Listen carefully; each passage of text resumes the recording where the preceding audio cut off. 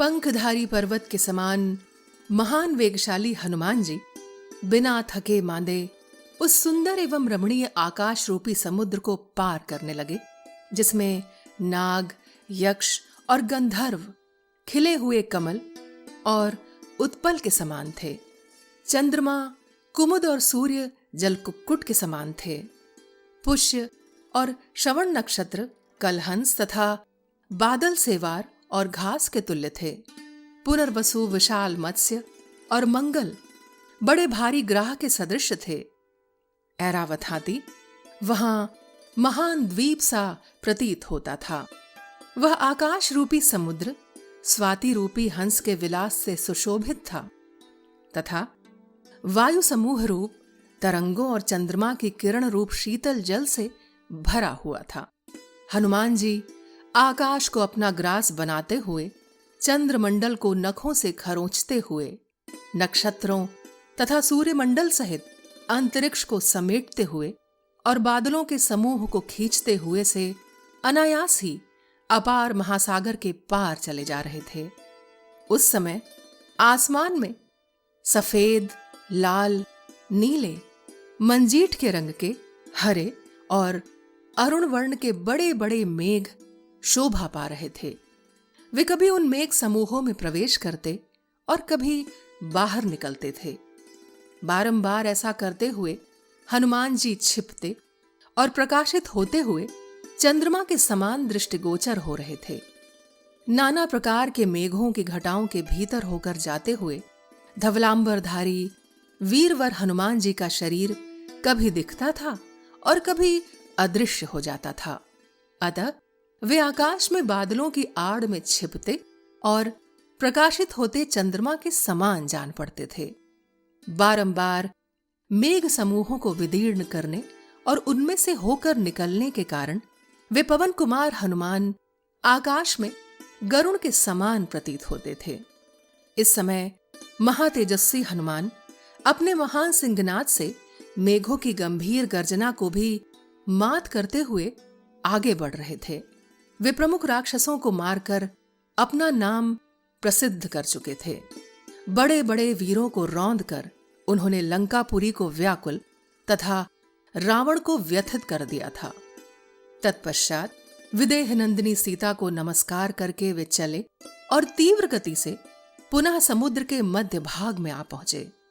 वहां पर्वतराज सुनाब मैनाक का स्पर्श करके वे पराक्रमी एवं महान वेगशाली वानर वीर धनुष से छूटे हुए बाण की भांति आगे बढ़ गए।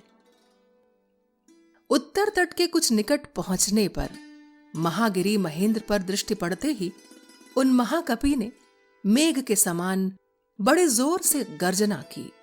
उस समय मेघ की भांति गंभीर स्वर से बड़ी भारी गर्जना करके उन वानर वीर ने सब ओर से दसों दिशाओं को कोलाहल पूर्ण कर दिया।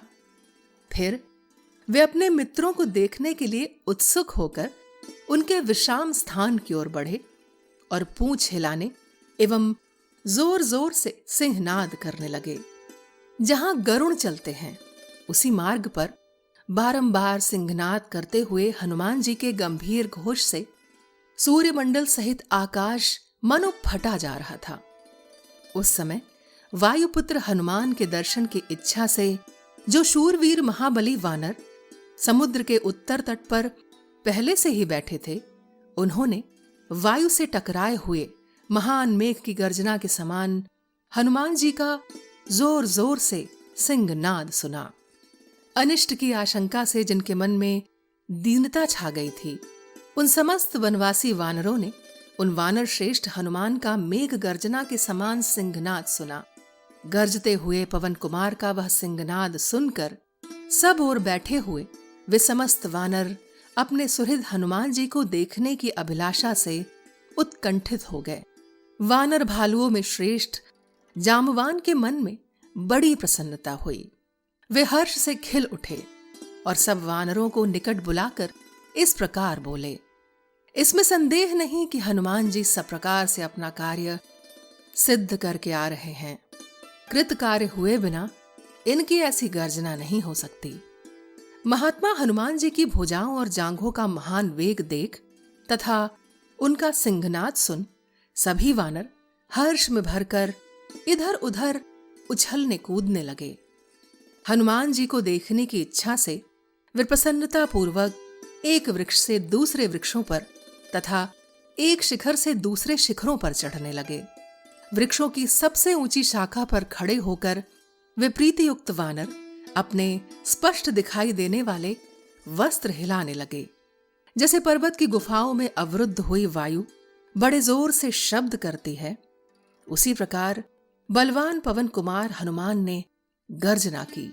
मेघों की घटा के समान पास आते हुए महाकपि हनुमान को देखकर वे सब वानर उस समय हाथ जोड़कर खड़े हो गए। तत्पश्चात पर्वत के समान विशाल शरीर वाले वेगशाली वीर वानर हनुमान, जो अरिष्ट पर्वत से उछलकर चले थे, वृक्षों से भरे हुए महेंद्रगिरी के शिखर पर कूद पड़े। हर्ष से भरे हुए हनुमान जी पर्वत के रमणीय झरने के निकट पंख कटे हुए पर्वत के समान आकाश से नीचे आ गए। उस समय वे सभी श्रेष्ठ वानर प्रसन्न चित्त होकर महात्मा हनुमान जी को चारों ओर से घेर कर खड़े हो गए। उन्हें घेर कर खड़े होने से उन सबको बड़ी प्रसन्नता हुई। वे सब वानर प्रसन्न मुख होकर तुरंत के आए हुए पवन कुमार कपिश्रेष्ठ हनुमान के पास भांति भांति की भेंट सामग्री तथा फल मूल लेकर आए और उनका स्वागत सत्कार करने लगे। कोई आनंद मग्न होकर गरजने लगे, कोई किलकारियां भरने लगे और कितने ही श्रेष्ठ वानर हर्ष से भरकर हनुमान जी के बैठने के लिए वृक्षों की शाखाएं तोड़ कर लाए। महाकपि हनुमान जी ने जामवान आदि वृद्ध गुरुजनों तथा कुमार अंगद को प्रणाम किया। फिर जामवान और अंगद ने भी आदरणीय हनुमान जी का आदर सत्कार किया तथा दूसरे दूसरे वानरों ने भी उनका सम्मान करके उनको संतुष्ट किया।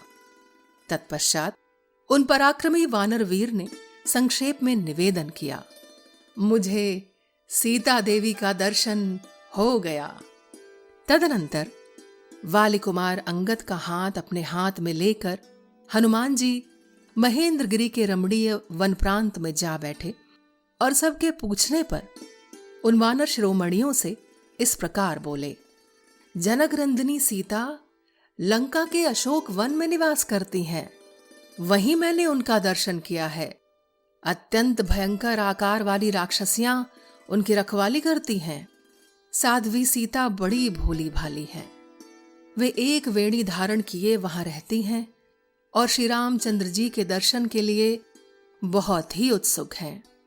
उपवास के कारण बहुत थक गई हैं, दुर्बल और मलिन हो रही हैं तथा उनके केश जटा के रूप में परिणत हो गए हैं। उस समय सीता का दर्शन हो गया।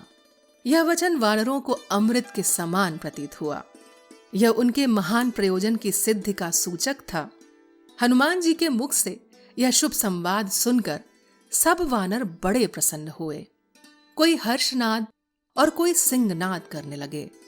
दूसरे महाबली वानर गरजने लगे, कितने ही किलकारियां भरने लगे और दूसरे वानर एक की गर्जना के उत्तर में स्वयं भी गर्जना करने लगे। बहुत से कपिकुंजर हर्ष से उल्लसित हो अपनी पूंछ ऊपर उठाकर नाचने लगे। कितने ही अपनी लंबी और मोटी पूंछें घुमाने या हिलाने लगे। कितने ही वानर हर्षोल्लास से भरकर छलांगे भरते हुए पर्वत शिखरों पर वानर शिरोमणि श्रीमान हनुमान को छूने लगे। हनुमान जी की उपर्युक्त बात सुनकर अंगद ने उस समय समस्त वानर वीरों के बीच में यह परम उत्तम बात कही, वानर श्रेष्ठ, बल और पराक्रम में तुम्हारे समान कोई नहीं है, क्योंकि तुम इस विशाल समुद्र को लांघ कर फिर इस पार लौट आए हो। कपि शिरोमणे, एकमात्र तुम ही हम लोगों के जीवन दाता हो। तुम्हारे प्रसाद से ही हम सब लोग सफल मनोरथ होकर श्री रामचंद्र जी से मिलेंगे। अपने स्वामी श्री रघुनाथ जी के प्रति तुम्हारी भक्ति अद्भुत है। तुम्हारा पराक्रम और धैर्य भी आश्चर्यजनक है। बड़े सौभाग्य की बात है कि तुम श्री रामचंद्र जी की यशस्विनी पत्नी सीता देवी का दर्शन कराए। अब भगवान श्री राम सीता के वियोग से उत्पन्न हुए शोक को त्याग देंगे। यह भी सौभाग्य का ही विषय है। तत्पश्चात सभी श्रेष्ठ वानर समुद्र लंघन, लंका, रावण एवं सीता के दर्शन का समाचार सुनने के लिए एकत्र हुए तथा अंगद, हनुमान और जाम्बवान को चारों ओर से घेर कर पर्वत की बड़ी बड़ी शिलाओं पर आनंद पूर्वक बैठ गए। वे सब के सब हाथ जोड़े हुए थे और उन सब की आंखें हनुमान जी के मुख पर लगी हुई थीं। जैसे देवराज इंद्र स्वर्ग में देवताओं द्वारा सेवित होकर बैठते हैं, उसी प्रकार बहुतेरे वानरों से घिरे हुए श्रीमान अंगद वहां बीच में विराजमान हुए। कीर्तिमान एवं यशस्वी हनुमान जी तथा बाहों में भुजबंद धारण किए अंगद के प्रसन्नता पूर्वक बैठने से वह ऊंचा एवं महान पर्वत शिखर दिव्य कांति से प्रकाशित हो उठा। इस प्रकार श्री वाल्मीकि निर्मित आज रामायण आदि काव्य के सुंदर कांड में 57वां सर्ग पूर्ण हुआ।